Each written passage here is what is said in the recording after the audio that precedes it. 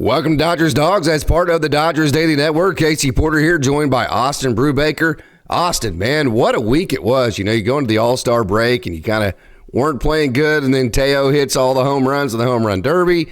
Then ShoheiOhtani hits a home run. You have 5 guys in the All-Star game, not including Mookie Betts. And then you come out of the All-Star break. Friday night, it's just like, man, wow, what's going on? And then you have the miraculous comeback. Saturday, you have the even more miraculous comeback. And then Sunday, you just open up a can. I know it was a little bit closer because you gave up some runs, but, man, it has been a great progression this week if you're a Dodgers fan. It's been a great progression. It's been a lot of positive signs for this Dodgers team. This Dodgers offense started off cool at the start of the week. Then by the end of the week, they just went on an absolute tear. This Dodgers team is still incredibly talented, and we saw the talent just rise up and come through during this weekend in a good series, a really good series that makes you feel good about this Dodgers team right now. It should. I know we talked about Saturday night's game or Friday night's game and Saturday's show, but we have not talked about Saturday's game or yesterday's game. So let's back up and let's start with Justin Wrobleski, man. How about that dude? 5 scoreless innings. We'll get into why he got taken out, why I think it was the right move at the time. I think it could have gone either way, but how about Justin Wrobleski? Yeah, you got to give it up to him. We talk about his talent all the time, and that talent was able to really shine through. He was able to work through a lot of stuff and be incredibly effective against a Boston Red Sox team that has had some success this season. I think his fastball plays up. I know it's not the greatest extension in the world, but he's able to put some real velo behind that, and his ball is able to really travel quite a bit.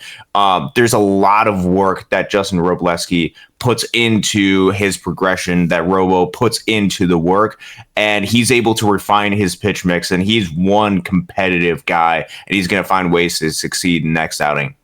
I'm glad you mentioned Justin Wrobleski's extension, because I know people that follow underlying metrics pretty heavily, that's going to be the first thing they turn to. Let me counter that with this. His spin rate's over 2,500, and I would say that spin rate, because that's the way that the ball continues to not lose velo as it touches home plate, is more important than extension. I would say that is the case, or at least as important as extension. And then also, kind of like Braden Fisher, when you don't have great extension, that just means your ball is going to move more. I think that's why Justin Wrobleski's fastball is so effective against right-handers on the inside corner, because if he doesn't have great extension, that ball's cutting across the zone more than it would if he did have great extension. So I think and the reason why I say that spin rate is more important than extension is because there are ways that you can make up for the lack of extension. You can't make up for the lack of spin. And so because of that, I think Wrobleski is able to cut that thing across the zone and really dominate that inside corner against right-handers, like I said. And that he has just done that over and over and over as a major leaguer. Yeah, he does it over and over and over. We've seen it at the minor league level. He can use his pitch mix. He can use his extension to his advantage. Each one of these, you are able to utilize it as a tool. His spin rate is really, really solid, especially with his four-seam fastball. He's able to utilize his pitch mix in the most optimal way. And with him being so knowledgeable about the game, he's going to use it to the most optimal advantage that he can get, and he's just learning at the big league level. Remember, this is only his 3rd start at the big league level, and he only has a couple of starts at the AAA level, and he's still having this amount of success so far early into his major league career. I anticipate even more success going forward for Robo. I think there's a good chance he probably gets optioned whenever Clayton Kershaw gets back, and I don't mean that in any kind of negative way. It's just the way that you do business, man. I mean, Kershaw, he threw his last rehab outing. I had a video about it yesterday, if you haven't checked that out, and broke down his outing, or he had an outing, I believe it was Friday night, in Round Rock, Texas, in his home state of Texas. One last thing on Wrobleski. We mentioned the key to him. It's going to be, can he throw that slider, a good more than a couple of handfuls of times without giving up a home run on one of them? He almost did, man. There was one that was hit right to the track, and you could see he threw it, and he's like, oh, no. And then he saw Teo just kind of pull up on it and say, okay, good, we're all right here. So the cool thing about Robo, last point on him on Saturday, of course, he was very heavy four seam. But then when you look at his cutter, his slider, and then his, I've mentioned a couple times, a sinker that turns left, he threw all three of those the exact same amount of time, 10 times apiece for those next three secondaries. And then he did not give up a home run on any of his sliders. We said that was going to be the key to him. Whenever he can equal out his secondaries and then not give up a home run on anything that turns right, he is going to have a good night, and that's what happened. Yeah, that's what happened. Got to give it up to Justin Wrobleski. Really successful start to his big league debut. This Dodgers pitching environment, this Dodgers pitching staff, this pitching system continues to produce. Yeah, no doubt about it. Okay, and then we're going to move on here. But sinker had almost 4 feet of break. Think about that, ladies and gentlemen. That's to go with that dominant four seam. Almost 4 feet of break on a slider. I think I said sinker, but a slider had almost 4 feet of break. And then his sinker and his four seam were in the zone. Both his fastballs right at 50%. His slider, that slider that had almost 4 feet of break, was also in the zone 50%. And so he is a major league strike thrower. So keep that in your back pocket. About Justin Wrobleski, another thing about him is that he can beat hitters inside the strike zone. He doesn't have to make the pitch look like a strike, break it out of the zone, and hope that he gets swing and miss on chase pitches. He can beat hitters inside the strike zone. So, hey, Kike Hernandez, I know he has struggled, but I would say kind of like Teo Hernandez, both Hernandezes. There is a reason why you bring them back. For Teo Hernandez, it's to kill lefties and then to hit home runs, and he's definitely done that. For Kike Hernandez, it's because for some reason that dude just has magic in his veins, and he had magic in his veins on Saturday. Yeah, he had certainly the magic vein in him. I was in Lansing, Michigan, watching the Great Lakes game, and I was getting some updates throughout the game of what was going on during the Dodgers game. And I believe it was during when the fireworks were going off in Lansing when Kike Hernandez came up through in the clutch, I believe for the second time. Yes. There is a reason why Kike Hernandez is on this team. I think in part because he's been part of a guy that's been part of this culture for a long time, and there's a lot of comfortability, there's a lot of familiarity. There also is a familiarity with Kike Hernandez showing up in these big time clutch moments, and we saw that on full display during the course of Saturday's game. In a couple of big time moments, Kike Hernandez still seems to have a little bit of that magic left in him. Yeah, he certainly does. And then Andy Paez, I was super proud of Andy. What a great game. I mean, it was just great baseball. It was two iconic brands on Saturday. At that time, Boston's been one of the best teams in baseball in the last month and a half or so. It was two great teams going at it, and it was just so improbable the way the Dodgers got down, then they came back, and then they got down again, then got down again. I mean, it just was like, just kept coming. And, I mean, it was just so fun to see. So proud of Andy Paez. He had the hit, and then he also had the sac fly to tie the game up as well. So Andy Paez showed that he could execute some offense, and then you've said it a lot too. He has that dog in him. He comes up clutch as well. He has that Kike Hernandez kind of clutch gene to him. He's always had that, so it's good to see Andy Paez come up clutch on Saturday as well. Yeah, no, Andy Paez is still really solid, especially when you consider that he hasn't had a ton of time at the AAA level. He gets up to the big leagues, is hitting above average from what an MLB average rookie is going to do, has around a 700-ish OPS. That's still really solid for major league rookie. And we've seen both of these guys show up in the clutch with Kike Hernandez in high leverage situations, even if the overall WRC plus numbers aren't there. In high leverage situations right now, he is posting a 118 WRC plus. Really solid stuff for Kike Hernandez. Andy Paez, I saw that clutch gene throughout his minor league career. I think we're going to see that even more, and I think it's part of the reason why the Dodgers are giving him every single day at bats. They prioritize and they see something in Andy Paez that could show up in the moments where it's going to matter most. Yeah, Will Smith was able to get the last, and that's kind of ironic because, hey, I know you walked Freddie Freeman to get to Will Smith, and it's like, wow. I mean, I know that decision was crazy. So Will Smith got the last hit, which was the walk-off. That was really cool. Sunday, I really liked the fact that, hey, Boston came right out of the gate against James Paxton. They scored a couple of runs. Guess what the Dodgers did? The exact same thing they did in the late innings Saturday. They answered right back. A part of being a great team is when the other team throws a punch at you, you punch back. And the Dodgers did that. So that, and they did it early. They didn't wait like they did on Friday and at times on Saturday. They punched right back. That was a great sign that, hey, maybe this club is back offensively. Yeah, absolutely. Especially once you rebound, once you get punched in the face early, you're able to fight right back and be able to get right back into the game, reset the score, make it back into a tie ball game. This Dodgers team has the talent to do so. And when you're putting that top of the lineup out there consistently, more times than not that they're going to be able to find some sort of answer.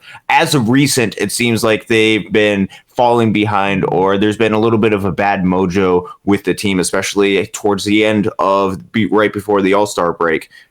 Seeing them come back, rebound, not get in the hole early, but instead retie it back up. They're starting to feel good about themselves. They're starting to really get their baseball back into line, and I think it was a really good sign for the Dodgers. By the way, before we move on to anything else we want to talk about, just got a message from D-Mac of Dodgers Nation, the number one Dodgers content creator on YouTube. It's not even disputable that River Ryan is starting on Tuesday. Hey, that's awesome. That's amazing. I mean, we can go into that in just a minute, but you got to feel good for River with his journey.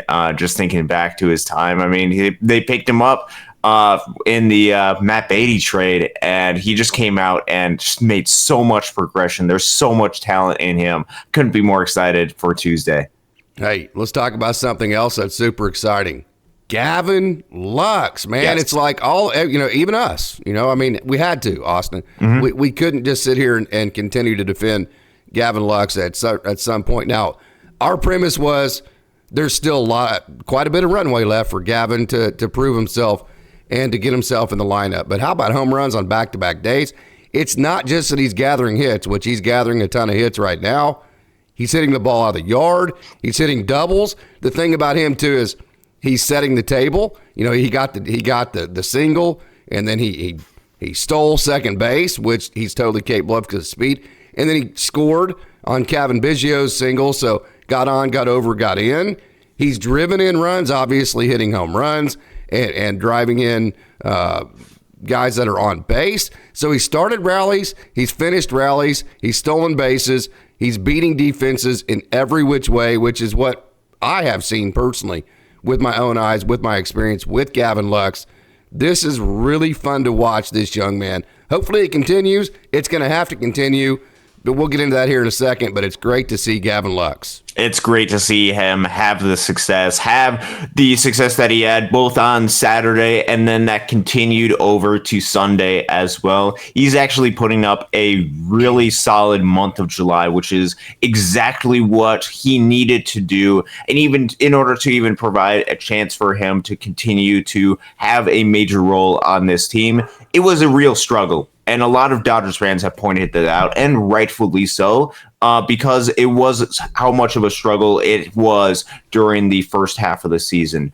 During the month of July, which you could say this is a little bit more of a small sample size and compared to the whole season, but still relevant and noting when Gavin Lux is struggling. If you point that out, you should also point out when he's having a lot of success. And during the month of July, 131 WRC plus. Wow. Hitting 244, 311 on base percentage, 512 slugging has been one of the keys for Gavin Lux as of recent. He wasn't hitting for power before. He's starting to hit for power now, and that power is just elevating his game to another level. It took him a while, and I think we should have anticipated some struggle at the beginning of his 2024 campaign with him coming back from injury. And certainly it's lasted a lot longer than I think we all were comfortable with, and we all knew what Gavin Lux was capable of. This is perhaps a sign that he might be turning around a corner. And if this continues, which I'm not saying that it 100% will continue, but if this type of offense continues, the game plan and the map as far as what you do with Gavin Lux and what you do with Mookie Betts perhaps could change, because if this type of offensive production remains, this has to be in the lineup. Yeah, no doubt. And then also Miguel Rojas already come up with, we've said it several different times, it cannot be Miguel Rojas being your everyday shortstop, at least not until the playoffs. It can't be that from July 1st all the way to the end of the season, because he's not going to make it to the end of the season. Plus, we've said many different times that the reason why, in our opinions, that Miguel Rojas was having such a great year was because he wasn't playing every day, and he was able to stay fresh with his body at 36 years old. And then also, Dave was able to do a great job of finding the right matchups for him. So whenever he did play, he was playing against a good matchup. Plus, I'll say this too, you've said it many different times, there just aren't very good trade options on the infield out there. So honestly, I think at this point, kind of where you're at, as far as the infield goes, I think best case scenario, 1,000%, is that Gavin Lux continues to play offense like this, and then maybe Miguel Rojas ends up being your third baseman. You know, Gavin Lux at second and Mookie Betts at short and Miguel Rojas at third, and they're all playing to the top of their capabilities. That might be one of the best case scenarios for this Dodgers club. Yeah, and especially when you have that hole at third base right now. If Gavin Lux is able to turn this corner around, and that provides one less thing that this Dodgers team has to worry about going and getting over the course of the next 8 days, go out and trading for 2 infielders or go out and trade for 1 infielder. If Gavin Lux is able to continue this progression, which the Dodgers don't really have a lot of time, they have to kind of make their decision and they have to try to project what they're going to do. Right now, Gavin Lux is showing a lot of signs. Is it too little, too late for this Dodgers team that is all in? Or do they really believe in the talent and the ability of Gavin Lux? I think that question is going to be answered over the course of the next couple of days.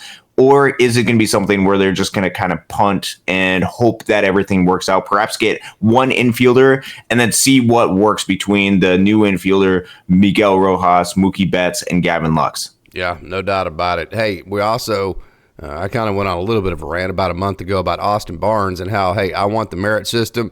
And even at that point when he wasn't hitting, I mean, he was hitting okay at that point, but kind of pointed out that, hey, he's on this roster not because of legacy. He's on this roster because he has earned it, the way that he has worked with those younger pitchers.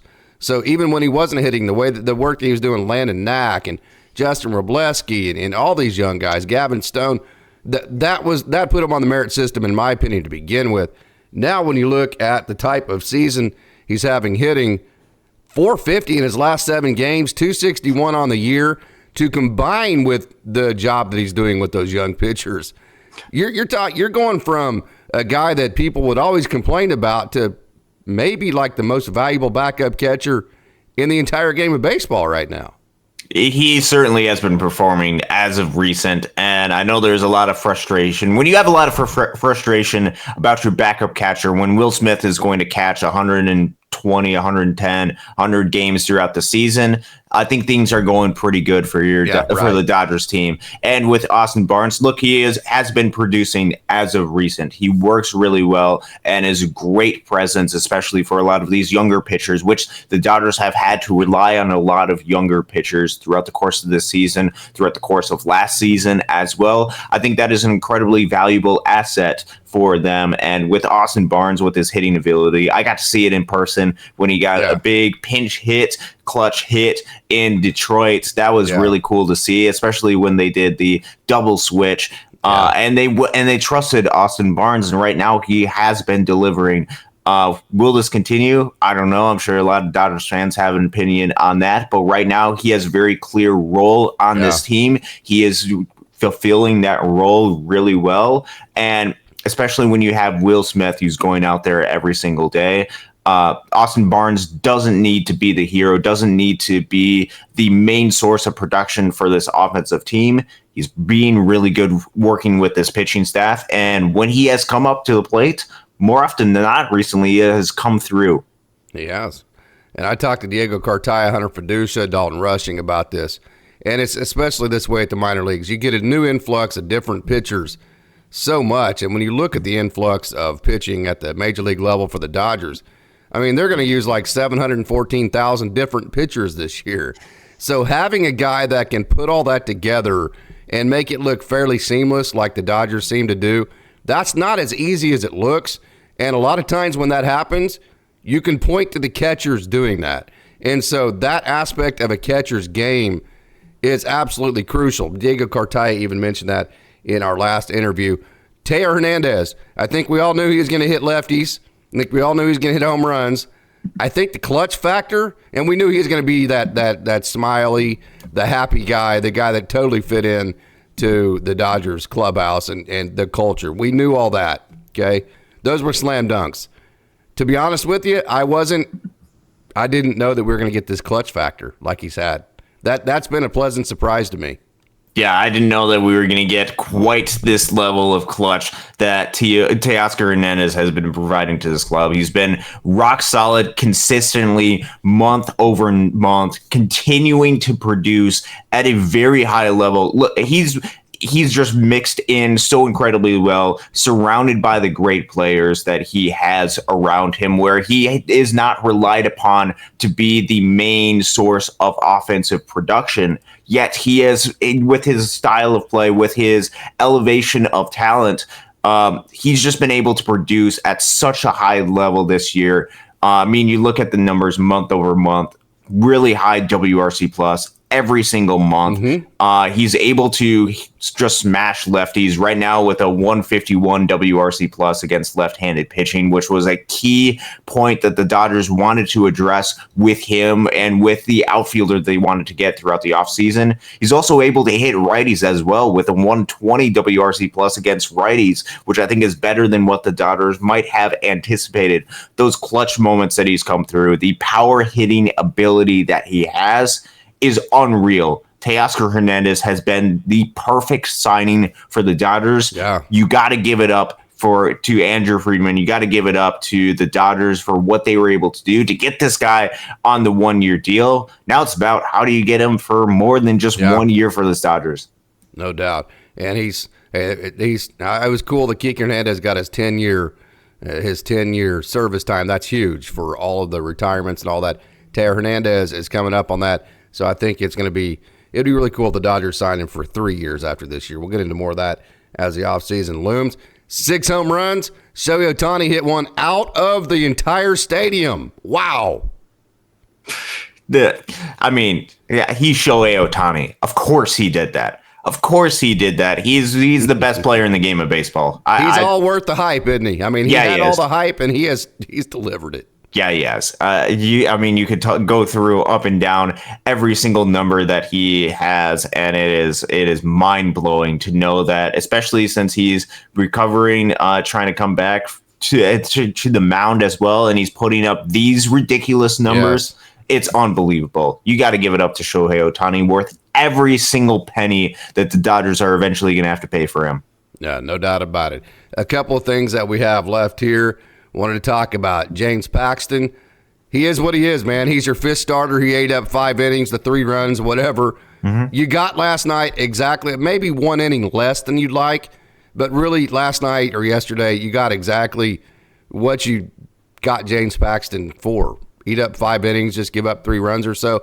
Put your team in a position to win the game if they play a little bit of offense. He did that. Good enough. He did exactly what his job was. Go out there, provide some innings, give at least a little bit of rest to this bullpen, and put your team in a position to win. James Paxton works through a lot of trouble. Some of the underlying metrics don't love him because he's walked a lot of batters this year. It doesn't always throw up strikes, but his veteran presence, his ability to know how to pitch out of the situations, because he has been in the league for such a long time, he's been able to work through a lot of jams. And he's put the Dodgers in a lot of positions to win ball games, which is exactly what you need throughout the course of this regular season. He's been healthy out there, which has been great, an underlying aspect of James Paxton this season, because there seems to be so many Dodgers injuries this season. It's great to see James Paxton go out there and do his job, which puts the Dodgers in great position to win. Gets them 1 day closer to the playoffs without any other pitcher getting injured or overworked. That's all James Paxton's job is. Last topic about the LA Dodgers. got to be worried about Evan Phillips, man. I mean, it's getting to the point where you're like, like when you have a track record like his, you're like, oh, okay, well, I mean, it's baseball, dude. I mean, I had a message from one of my OSU players, one of the OSU players this weekend. I did a whole series on the team that just graduated, and he was like, hey, man, sometimes you know what happens in baseball. So whenever it's Evan Phillips and okay, well, you know what happens from time to time. I'm not going to lie, though, at this point, it's kind of like it's starting to get to like, what's going on, right? I mean, I think Dodgers fans have to be a little bit concerned about Evan Phillips. It certainly has been a lot more of a struggle during this month. You look at his month of July, he's given up 5.6, 5.7 home runs per 9 innings. That is unsustainable right now. You still like the strikeouts. You still like the walk numbers during the course of the month of July. But it's been a real struggle as of late, which could be an eye-opening sign for this Dodgers team, especially as we are 8 days away from the trade deadline on July 30th this season.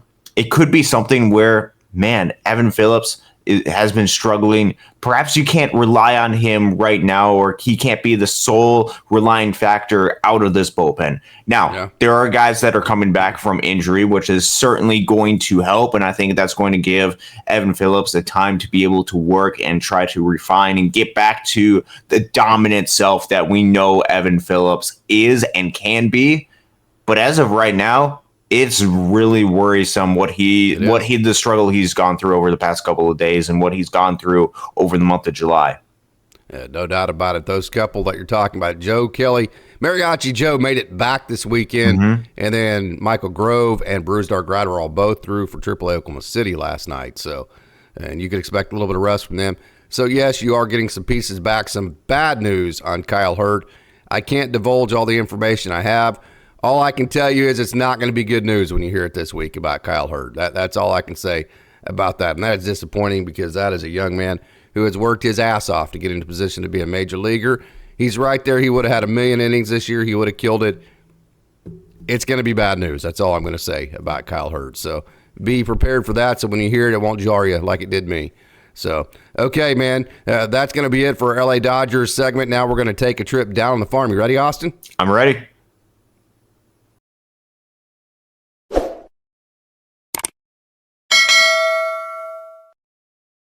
Click start. All right, here we go. Let me get, all right, where are we going to go? What player are you going to go with first, you think, so I can get some video ready for him? Not very much to choose from at Great Lakes, is there? Well, I mean, redating back to the game on Saturday. Well, there was no video, so it's going to be old video. Yeah, no, that's Jackson Ferris first? Yeah, we can talk through Jackson Ferris, and I can kind of talk through the game kind of in general. Okay. I'm just going to throw it to you first and just let you wander because there's not a ton to talk about. There's not a ton, and especially because there's no game video footage. There's not going to be a lot that you'll know exactly what happened. Right. But I'll go through and kind of talk through the course of the whole game on Saturday, and then briefly mention pitchers that had good performances yesterday. Yeah, and there wasn't a whole lot to talk about system wide. So all right, here we go. You ready? Yeah. Welcome to Down on the Farm, joined by Austin Brubaker as we are each and every time that we'll take him, that he's able to come on with us here for the Down on the Farm segment. Hey, Austin, I know you were in Midland, Michigan all weekend. I'm so jealous because, hey, Tulsa was in Northwest Arkansas. Oklahoma City was in Round Rock. There was no baseball I could go see. I mean, Wichita was in town. I could have drove up there. One of my good buddies did, as a matter of fact, and watched the wind surge. But, hey, you got to see Great Lakes baseball, and great deal you did because there was no video feed. So I know all the numbers and the statistics. You know how I feel about that, making an evaluation based on what I'm seeing on paper and not with my own eyes. So I'm going to go ahead and punt this thing over to you, man. Yeah, so I was actually in Lansing, Michigan. The Loons were on the road. Yeah. Last time that they were going to be in Lansing through the course of the season. Absolutely love it there. A lot of the people there are incredibly nice. Had a great time over there. Are you Michigan or Michigan State? What was that? Are you Michigan or Michigan State? I'm Michigan State. Oh, I was okay. not. So you I had was a good time then. Oh yeah, I had a good time in the nation's capital. Got to go and meet up with some family, some really close friends. They drove down from the Midland area down to Lansing to go and watch this Great Lakes team. I mentioned during the previous show that these Loons fans do travel, and they showed up again on Saturday night. Second game after the All-Star break, and you had Jackson Ferris go up on the mound. And as of recent, barring that one outing that he had against Lake County, which the Loons will be playing Lake County this upcoming week, perhaps that's going to be a good test for Jackson Ferris coming up. Outside of that, Jackson Ferris has been outstanding, and that continued 100% on Saturday. This Lansing Lugnuts team, this Lansing Lugnuts offense has put up a lot of really good numbers throughout the course of the 2024 campaign. One of the better statistical offensive teams in the Midwest League, and you're playing again in one of the most hitter-friendly environments in the Midwest League. Jackson Ferris was able to go out there and deliver over and over and over again and really limit the damage that this Lansing Lugnuts team was able to produce. He was getting a lot of swing and miss. He's confident right now. He's able to go out and blow the fastball right there. His breaking ball just tumbles, and he had and continued the success that he has had over the course of the past couple of times. I believe on Saturday went six innings with one run that he gave up, and that one run was I believe it was a walk or a single. Got over a couple of times, and the Lugnuts were just able to kind of produce a run out of Jackson Ferris. He went out there, was incredibly dominant and effective, and what turned into a really good pitching duel between this Loons team and the Lugnuts team. You saw both teams scratch out a run early. The Loons team scratched out a run based off a throwing error. Nelson Quiros was able to advance. The Loons were able to play a little bit of small ball and find ways to knock him in, with Tyrone Lorenzo being able to get the ground out to knock him in. Late in this game, you saw both teams pitch really well. Lugnuts were able to score a run late in that game, and it got to the ninth inning. Lugnuts were up 2-1. The crowd was loud. The crowd was into it. You saw a lot of Great Lakes Loons fans, but there were also a lot of Lugnuts fans, and they wanted to win this game when you have an in-state rival like this. Ninth inning, 1 out. Sam Mangeli, the power that he has been producing comes up in that moment and hits a triple. And then you have runner on third with one runner on third with 1 out, and it's Jake Galoff off the bat. And he hits the slowest dribbler to the pitcher I think I've ever seen. Sam Mangeli, he takes that moment, and he sprints home. I think he was going on contact based off anything that was hit. It was basically like a bunt that Jake Galoff did. And Sam Mangeli beats the shuffle from the pitcher with his glove to the catcher. Tie game. And once it went to a tie game, the Loons were able to give the ball off to Michael Martinez. And he went out there, ninth inning, scoreless, like he has been doing as of recent, scoreless inning. We get to the 10th inning. Place runner on second. You have the top of this Great Lakes lineup coming up to bat, starting with Josue De Paula. You have Tyrone Lorenzo. Didn't score at all. Get to the bottom of the 10th inning. Michael Martinez, you have the place runner at second to start the game. He goes scoreless. Let's get to the 11th inning. Loons, once again, can't score the place runner. So then the Lugnuts have the chance to score the place runner to win the game.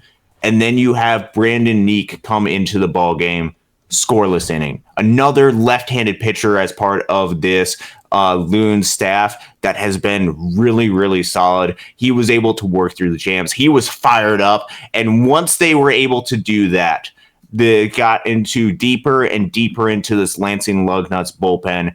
And the Loons bullpen proved to be deeper on that night. You get into the lineup, 2 straight walks to open up the frame, to load the bases loaded. And then you got to give it up for the Loons backup catcher throughout the course of this season, a guy that has been really rock solid, especially behind the plate, but can also come up in some big time offensive moments. I'm talking about Nelson Quiroz, bullpen catcher, or not bullpen catcher, backup catcher for this Loons team. And he got into a really manageable count, a 3-run count, with a pitcher that was clearly struggling with command.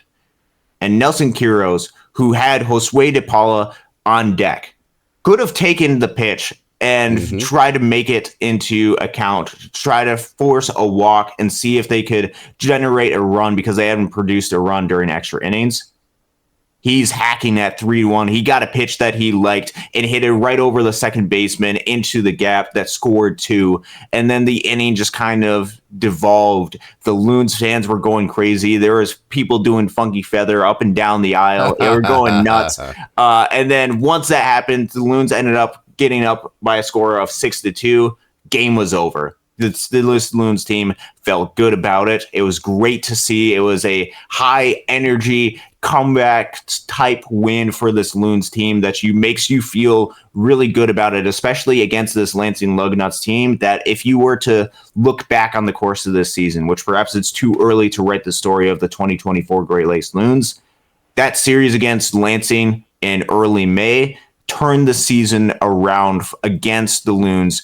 Perhaps with these couple of wins that they had, which they didn't win the game yesterday, they lost by a score of 1-0. So some good pitching performances from Peter Huback, Jose Rodriguez. Didn't get a chance to watch those ones, so I don't know exactly what happened with that because there is no TV footage of it, but they still had good performances. Perhaps the first 2 wins that they had in this series could help turn this team around in a Midwest League East division that is still wide open for a second half playoff spurt.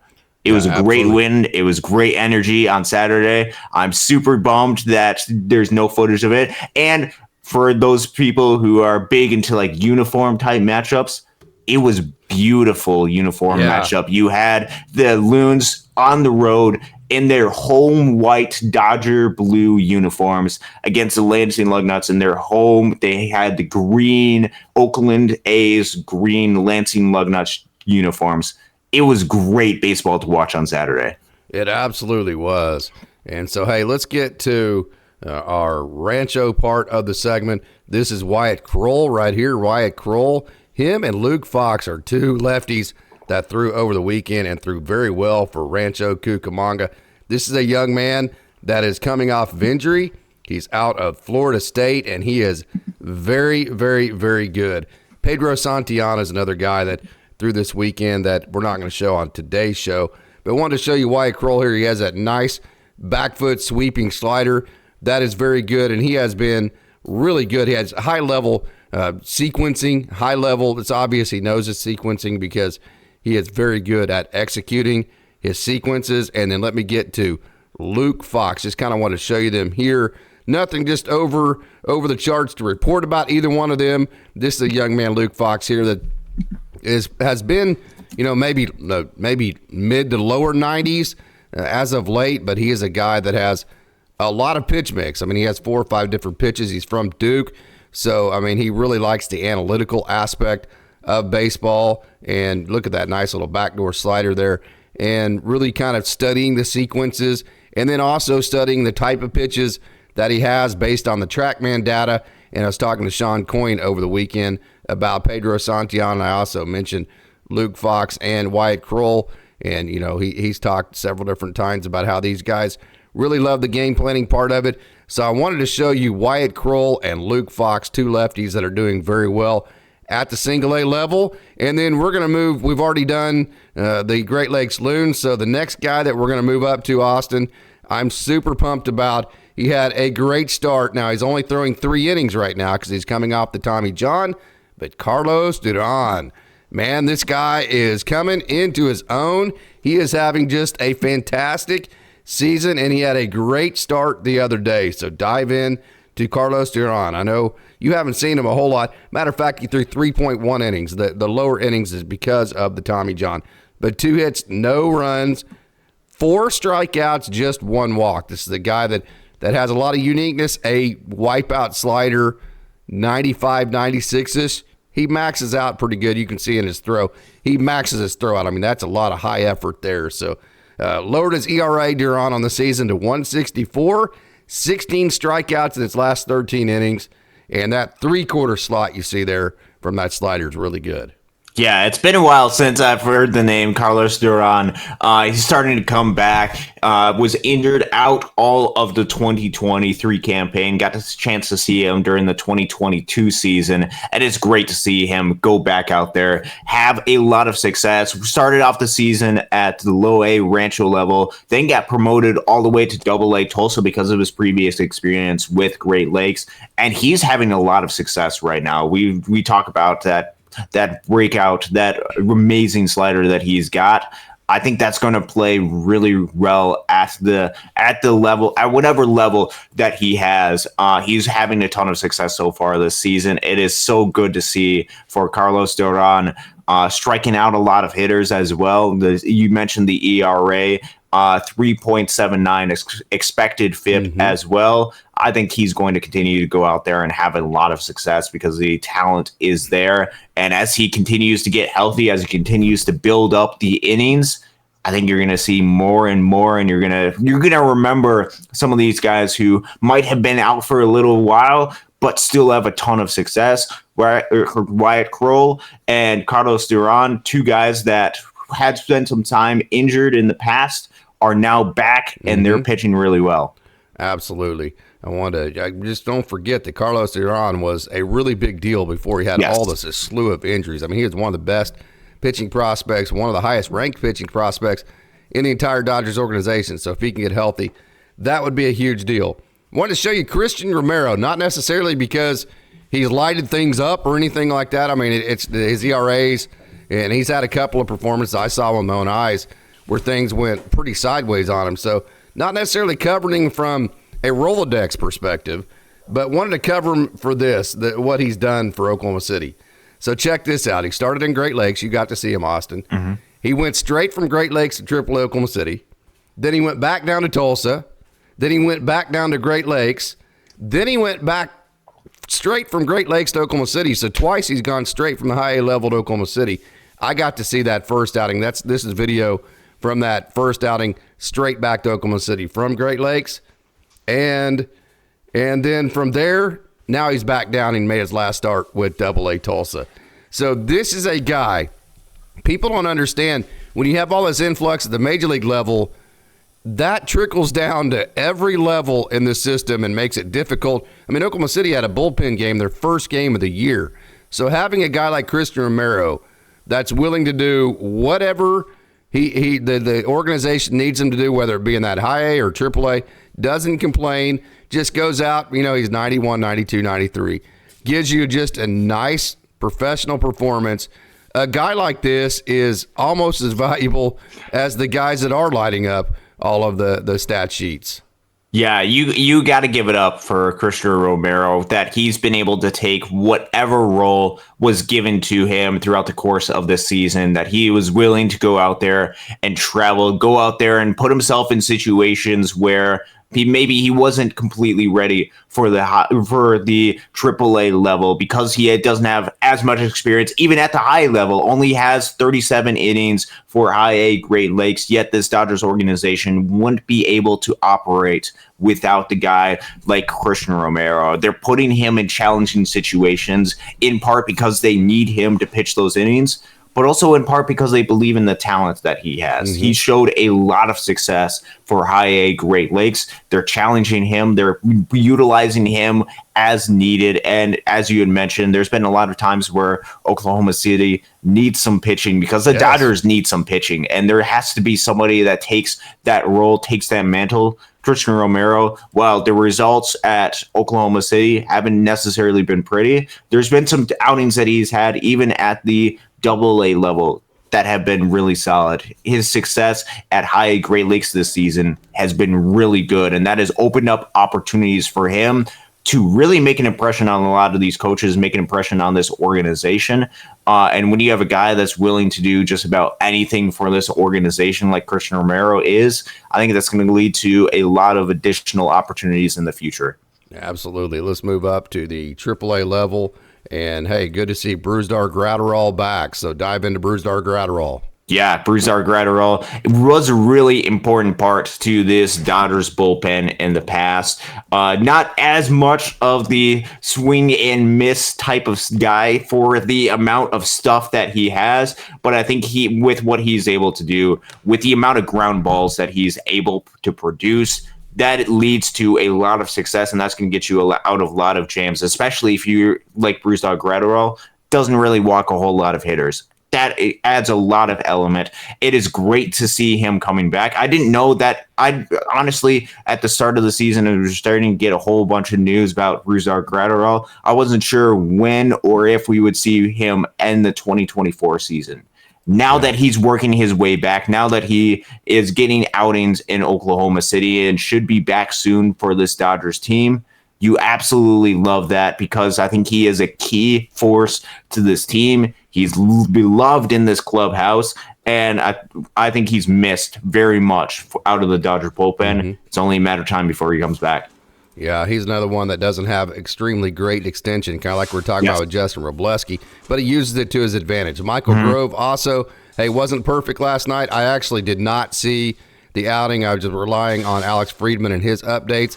Not perfect, but it's good to see Grover back in the mix. Yeah, he was another guy that was having a ton of success throughout this course of this season. It was struggle very early in the season, but once you turn the page after the first 4 or 5 outings, he started to continually produce out of this Dodgers bullpen. It's great to see him working his way back. I think he's another guy that you could have come and fill into this Dodgers bullpen as soon as he is ready, as soon as he is done with his rehab start.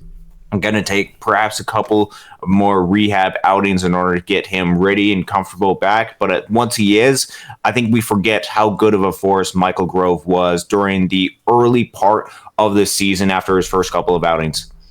All right, Austin, I'm going to cut back over, and we've got just about a minute or two here left. Final thoughts. Yeah, it was a great weekend for me to be out there watching the Loons back in action in Lansing, Michigan, the state capital, to see the fans out there show up and support this team.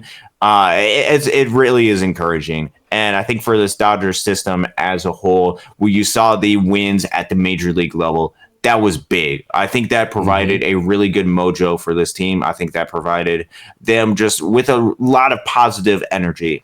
This week is obviously an important week for this Dodgers club, for this organization as a whole. It always seems to come down to the last minute and nowadays with the trade deadline, but we are 8 days away from the trade deadline. There is going to likely be some moves around Major League Baseball and perhaps for the Dodgers as well.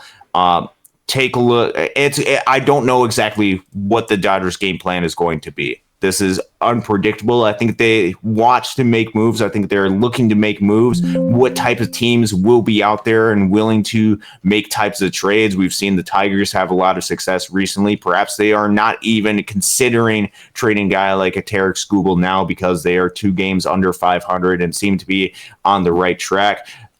It's going to be interesting to see what the Dodgers do. I think even if they don't make any moves, this Dodgers team is still incredibly talented, yet I anticipate them to try to reinforce this club.